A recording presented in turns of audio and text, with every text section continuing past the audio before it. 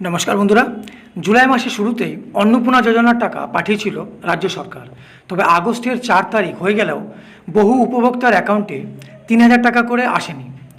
এই আবহে সবার প্রশ্ন, এত দেরি হচ্ছে কেন? এই বিষয়ে সরকার কি বলেছেন জেনে নেওয়া যাক। অন্নপূর্ণা যোজনার টাকা আসতে দেরি হওয়া নিয়ে আগেই জানিয়েছে রাজ্য। বলা হয়েছে, আগের 2 মাসের মতো আগস্টেও যোগ্য উপভোক্তাদের অ্যাকাউন্টে ডিবিটির মাধ্যমে 3,000 টাকা করে পাঠানো হবে। তবে বর্তমানে ফের ঝাড়াই বাছাইয়ের কাজ শুরু হয়েছে। সরকার জানিয়েছে, রাজ্যের সব বিধানসভা এলাকাতেই অন্নপূর্ণা যোজনার তথ্য যাচাই করা হচ্ছে। জনপ্রতিনিধি থেকে স্থানীয় প্রশাসন সবাই মিলে এই কাজ করছেন।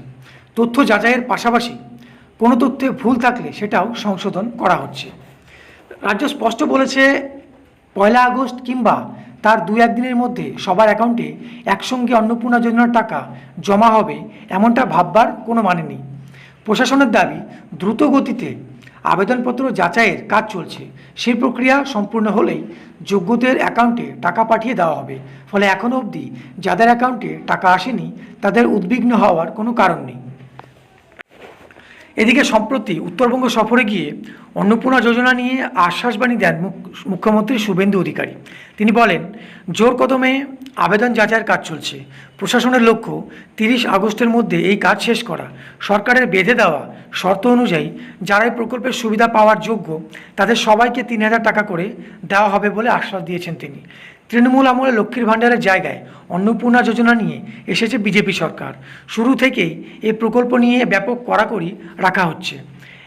একজন যোগ্য যাতে বঞ্চিত না হয় এবং একজন অযোগ্য যাতে এই প্রকল্পের সুবিধা না পান তা নিশ্চিত করতে ফের এক দফায় ঝাড়াই বাছাইয়ের কাজ করছে রাজ্য সরকার। তো যাই হোক, যারা এখনও অন্নপূর্ণা ভাণ্ডারের টাকা গত মাসে পেয়েছেন অথচ এই মাসে পাননি, তাদের উদ্বিগ্ন হওয়ার কোনো কারণ নেই।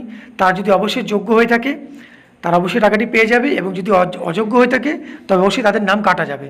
তো ভিডিওটি ভালো লাগলে একটি লাইক করে দেবেন এবং এই ধরনের আপডেট পেতে হলে চ্যানেলটিকে সাবস্ক্রাইব করে সঙ্গে থাকবেন।